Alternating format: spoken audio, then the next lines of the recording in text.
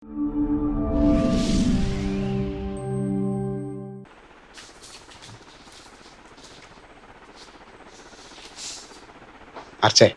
ഒരു ജോലിക്കാരി വെക്കുന്നത് കൊണ്ടുള്ള പ്രശ്നം മാത്രമല്ല, നീ അറിയാത്ത വേറെ ഒരുപാട് പ്രശ്നങ്ങൾ ഇതിന്റെ പിന്നിലുണ്ട്.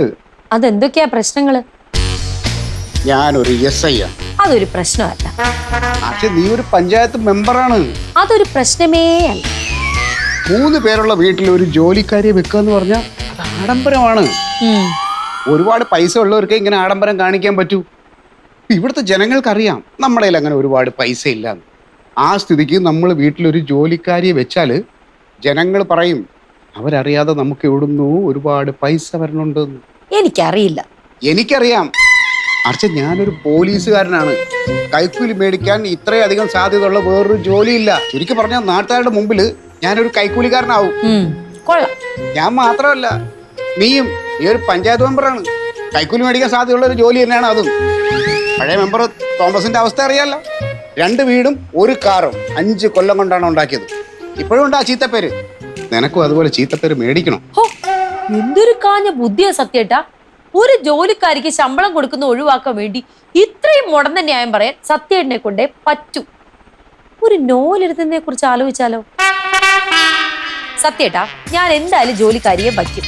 പവിത്രനോട് ഇങ്ങോട്ട് വരാൻ പറഞ്ഞിട്ടുണ്ട്. പവിത്രം വിചാരിച്ച ഒരാളെ കിട്ടും. ഞാൻ ഇവിടെ ജോലിക്ക് വയ്ക്കുകയും ചെയ്യും. പവിത്രം മതി.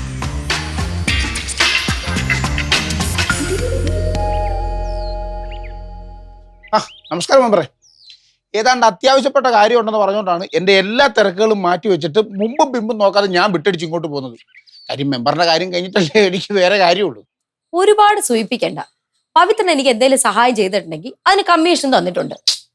ഇതൊക്കെ കമ്മീഷൻ പ്രതീക്ഷ ചെയ്യുന്നതാണോ? വല്ലതും തന്നാ മേടിക്കും, അത്രേ ഉള്ളൂ. അല്ല, ഇപ്പൊ എന്നാ കേസ്? ഇപ്പൊ എന്നാ ഞാൻ ചെയ്യണ്ടേ?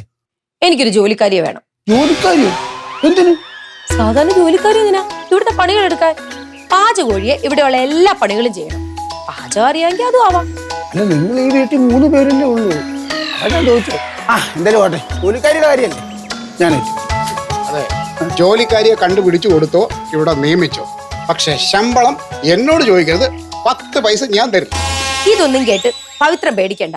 സ്ഥലം SIയുടെ വീട്ടിൽ നിന്ന് ശമ്പളം കിട്ടിയില്ലെന്ന് പറഞ്ഞുകൊണ്ട് അവര് കൊണ്ടേ കേസ് കൊടുത്ത SI കൃത്യമായിട്ട് ശമ്പളം കൊടുത്തോളൂ. ഇവിടെ വേലക്കാരി വേണോ വേണ്ടയോ? വേണം. വേണ്ട. ചേട്ടാ, ഇത് ഒരു തലത്തിൽ സമ്മതിക്കുകയെന്ന് വെച്ചാൽ ഞാനൊരു വേലക്കാരി പെങ്കൊച്ചിനെ ഇവിടെ കൊണ്ട് നിർത്താം. പക്ഷേ സാർ ആ പെണ്ണിനോട് ശത്രുതാപരമായി പെരുമാറില്ലെന്ന് എന്തെങ്കിലും ഉറപ്പുണ്ടോ? ഉറപ്പായിട്ടും ശത്രുതാപരമായിട്ടേ ഞാൻ പെരുമാറൂ. എന്നാ SI വിവരം അറിയും. ജോലി സ്ഥലത്ത് പീഡനം എന്ന് പറഞ്ഞാൽ അവര് കൊണ്ടേ കേസ് കൊടുക്കും. അതോടെ SIയുടെ കാര്യത്തിന് തീരുമാനം. നീ പേടിപ്പിക്കല്ലേ? ഒരു പടി കൂടെ കടന്ന് സ്ത്രീ പീഡനം, ബലാത്സംഗം തുടങ്ങിയ കേസും കൊടുക്കാം. സപ്പോർട്ട് ചെയ്യാൻ പഞ്ചായത്ത് മെമ്പർ ഉള്ളത് കൊണ്ട് കാര്യങ്ങൾ എളുപ്പമാവും. നിർത്തിക്കേ. ഇതിപ്പോ പറഞ്ഞു നിങ്ങൾ എന്നെ കൂടെ കോടതി കയറ്റു. എന്റെ പൊന്നു സാറേ, ഞാനാണ് കല്യാണം പോലും കഴിച്ചിട്ടില്ല.